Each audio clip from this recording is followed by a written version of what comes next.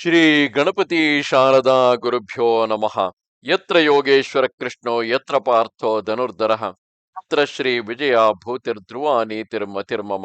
ಶ್ರೋತೃಗಳಿಗೆ ಶ್ರೀ ಅಳಸಿಂಗರಾಚಾರ್ಯ ವಿರಚಿತ ಶ್ರೀ ವ್ಯಾಸ ಮಹರ್ಷಿ ಪ್ರಣೀತ ಶ್ರೀಮನ್ ಮಹಾಭಾರತದ ಉದ್ಯೋಗ ಪರ್ವದಲ್ಲಿ ಗರುಡನು ಗಾಲವನಿಗೆ ದಕ್ಷಿಣ ದಿಕ್ಕಿನ ವಿಶೇಷಗಳನ್ನು ತಿಳಿಸಿದುದು ಎಂಬ 109ನೆಯ ಅಧ್ಯಾಯಕ್ಕೆ ಸ್ವಾಗತ. ಓ ವಿಪ್ರೋತ್ತಮ, ಇದು ಇತ್ತಲಾಗಿ ನೋಡು. ಪೂರ್ವದಲ್ಲಿ ಸೂರ್ಯನು ಒಂದಾನೊಂದು ಯಜ್ಞವನ್ನು ನಡೆಸಿದಾಗ ಈ ದಿಗ್ಭಾಗವನ್ನು, ಅಂದರೆ ಈ ದಕ್ಷಿಣ ದಿಗ್ಭಾಗವನ್ನು ತನ್ನ ಗುರುವಿಗೆ ದಕ್ಷಿಣ ರೂಪವಾಗಿ ಕೊಟ್ಟನು. ಆ ಕಾರಣದಿಂದಲೇ ಈ ದಿಕ್ಕಿಗೆ ದಕ್ಷಿಣ ದಿಕ್ಕೆಂದು ಹೆಸರಾಯಿತು. 3 ಲೋಕದ ಪಿತೃಗಳು ಇಲ್ಲಿ ನೆಲೆಗೊಂಡಿರುವರು. ಉಷ್ಣ ಭೋಜಿಗಳಾದ ಉಷ್ಣಪರೆಂಬ ಮಹರ್ಷಿಗಳು ಇಲ್ಲಿಯೇ ಇರುವುದಾಗಿ ಹೇಳುವರು.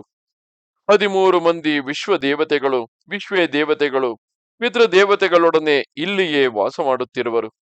ಕರ್ಮಗಳಲ್ಲಿ ಇವರು ಪಿತೃಗಳೊಡನೆ ಸಮಾನ ಭಾಗಗಳನ್ನು ಹೊಂದತಕ್ಕವರು. ಇದು ಧರ್ಮ ದೇವತೆಗಳಿಗೆ 2ನೆಯ ದ್ವಾರವು. ಇಲ್ಲಿಯೇ ಕಾಲ ನಿರ್ಣಯವು ತ್ರುಟಿ ಎಂದು, ಲವವೆಂದು ಕರೆಯಲ್ಪಡುವ ಕಾಲ ವಿಭಾಗಗಳು ಗಣಿಸಲ್ಪಡುವವು. ಇಲ್ಲಿ ದೇವ ಋಷಿಗಳು, ಪಿತೃಲೋಕದ ಋಷಿಗಳು, ರಾಜ ಋಷಿಗಳು ಸದಾ ಸಂತೋಷದಿಂದ ವಾಸಿಸುತ್ತಿರುವರು. ಧರ್ಮವು ಸತ್ಯವು ಎಲ್ಲಿ ನೆಲೆಗೊಂಡಿರುವುದು. ಮನುಷ್ಯನ ಕರ್ಮಗಳಿಗೆ ಫಲವು ಅನುಭವಿಸಲ್ಪಡುವುದು ಎಲ್ಲಿಯೇ. ಓ ಬ್ರಾಹ್ಮಣೋತ್ತಮ, ಸತ್ತ ಮೇಲೆ ಎಲ್ಲರೂ ಹೋಗತಕ್ಕ ಮಾರ್ಗವೇ ಇದು. ಜ್ಞಾನಹೀನರಿಗೆ ಇದು ಕೇವಲ ತಮೋಮಯವಾಗಿ ಕಾಣುವುದು. ಅಂಥವರಿಗೆ ಇಲ್ಲಿ ಏನೇನು ಸುಖವಿರದು. ಇಲ್ಲಿ ಪಾಪಿಗಳ ಕಣ್ಣಿಗೆ ಕಾಣಿಸತಕ್ಕ 1000 ಮಂದಿ ರಾಕ್ಷಸ ಜಾತಿಗಳಿರುವವು. ಮತ್ತು ಎಲ್ಲಿ ಮಂದರ ಪರ್ವತದ ಪದರುಗಳಲ್ಲಿ ಅನೇಕ ಬ್ರಹ್ಮ ಋಷಿಗಳು ವಾಸ ಮಾಡುತ್ತಿರುವರು. ಇಲ್ಲಿ ಗಂಧರ್ವರು ಮನಸ್ಸನ್ನು, ಬುದ್ಧಿಯನ್ನು ಆಕರ್ಷಿಸುವಂತೆ ಯಾವಾಗಲೂ ಗಾನ ಮಾಡುತ್ತಿರುವರು. ಮಧುರ ಧ್ವನಿಯಿಂದ ಕೂಡಿದ ಸಾಮಗಾನಗಳನ್ನು ಕೇಳಿ ಇಲ್ಲಿ ರೈವತನೆಂಬ ದೈತ್ಯನು ವಿರಕ್ತಿಯಿಂದ ಹೆಂಡಿರನ್ನು, ಮಂತ್ರಿಗಳನ್ನು, ರಾಜ್ಯವನ್ನು ಬಿಟ್ಟು ವನಕ್ಕೆ ಹೋದನು. ಇಲ್ಲಿ ಮೇರು ಸಾವರ್ಣಿ ಎಂಬ ಮನುವು ಯವಕ್ನೀತನ ಮಗನು ಸೇರಿ ಸೂರ್ಯ ರಥಕ್ಕೆ ಒಂದು ಎಲ್ಲೆಯನ್ನು ಕಲ್ಪಿಸಿಟ್ಟರು. ಸೂರ್ಯನು ಯಾವಾಗಲೂ ಅದನ್ನು ಅತಿಕ್ರಮಿಸಿ ಹೋಗಲಾರನು. ಹಿಂದೆ ಮಹಾಬಲವುಳ್ಳ ರಾವಣನೆಂಬ ರಾಕ್ಷಸ ರಾಜನು ಈ ಕಡೆಯಲ್ಲಿಯೇ ತಪಸ್ಸು ಮಾಡಿ ದೇವತೆಗಳಿಂದ ತನಗೆ ಸಾವಿಲ್ಲದಂತೆ ವರವನ್ನು ಪಡೆದನು. ವೃತ್ರಾಸುರನು ಕೂಡ ಇಲ್ಲಿಯೇ ತನ್ನ ಕ್ರೂರತೆಯಿಂದ ಇಂದ್ರನಲ್ಲಿ ಶತ್ರುತ್ವವನ್ನು ಪಡೆದನು. ಎಲ್ಲ ಜೀವಿಗಳು ಇಲ್ಲಿಗೆ ಬಂದೇ ಪಂಚತ್ವವನ್ನು, ಅಂದರೆ ಪಂಚಭೂತಗಳಲ್ಲಿ ಪಂಚಭೂತಗಳಾಗಿ ಪರಿಣಾಮವನ್ನು ಹೊಂದುವವು. ಇಲ್ಲಿಯೇ ಮನುಷ್ಯರು ತಮ್ಮ ದುಷ್ಕರ್ಮಗಳಿಗೆ ತಕ್ಕಂತೆ ಕ್ರೂರ ಶಿಕ್ಷೆಗಳನ್ನು ಅನುಭವಿಸುವರು. ವೈತರಣಿ ಎಂಬ ನದಿಯು ಈ ಕಡೆಯೇ ಪ್ರವಹಿಸುತ್ತಿರುವುದು. ನರಕಕ್ಕೆ ಹೋಗತಕ್ಕವರು ಇದರಲ್ಲಿ ಬೀಳುವುದರಿಂದ ಇದು ಆ ಪಾಪಿಗಳ ಶರೀರಗಳಿಂದ ತುಂಬಿರುವುದು. ಪ್ರಾಣಿಗಳು ಇಲ್ಲಿಗೆ ಬಂದ ಮೇಲೆಗೆ ಸುಖ ದುಃಖಗಳ ಪರಾಕಾಷ್ಠೆಯನ್ನು ಹೊಂದುವರು. ಸೂರ್ಯನು ಈ ಕಡೆಗೆ ಬಂದೇ ಮಧುರವಾದ ಜಲವನ್ನು ವರ್ಷಿಸುವನು.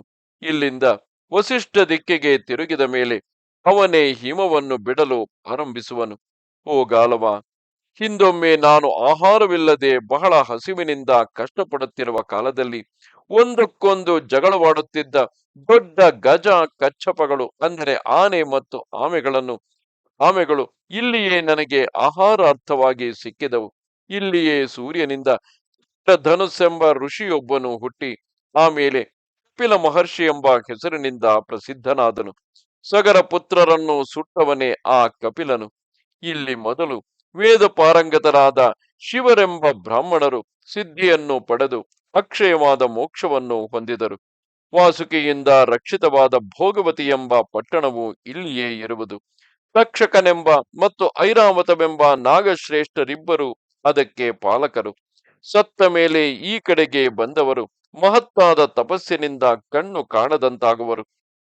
ಆ ಅಂಧಕಾರವನ್ನು ಸೂರ್ಯನಿಂದಾಗಲಿ ಅಗ್ನಿಯಿಂದಾಗಲಿ ನಿವಾರಿಸಲು ಸಾಧ್ಯವಿಲ್ಲ. ಓ ಗಾಲವ, ನೀನು ಇಲ್ಲಿಗೆ ಹೋಗಿ ನೋಡಬಹುದು. ಇಷ್ಟವಿದ್ದರೆ ಹೇಳು, ಕರೆದುಕೊಂಡು ಹೋಗುವೆನು. ಹಾಗಿಲ್ಲವೇ ಇದನ್ನು ಬಿಟ್ಟು ಅತ್ತಲಾಗಿ ಪಶ್ಚಿಮ ದಿಕ್ಕಿನ ಕಡೆಗೆ ಬೇಕಾದರೂ ಹೋಗಬಹುದು ಎಂದನು. ಇದು 109ನೆಯ ಅಧ್ಯಾಯವು. ನಮಸ್ತೆ ಶಾರದೆ ದೇವಿ, ಕಾಶ್ಮೀರ ಪುರವಾಸಿನಿ, ತ್ವಾಮಹಂ ಪ್ರಾರ್ಥೆಯೇ ನಿತ್ಯಂ. ವಿದ್ಯಾದಾನಂಚ ದೇಹಿಮೆ. ನಮಸ್ಕಾರ.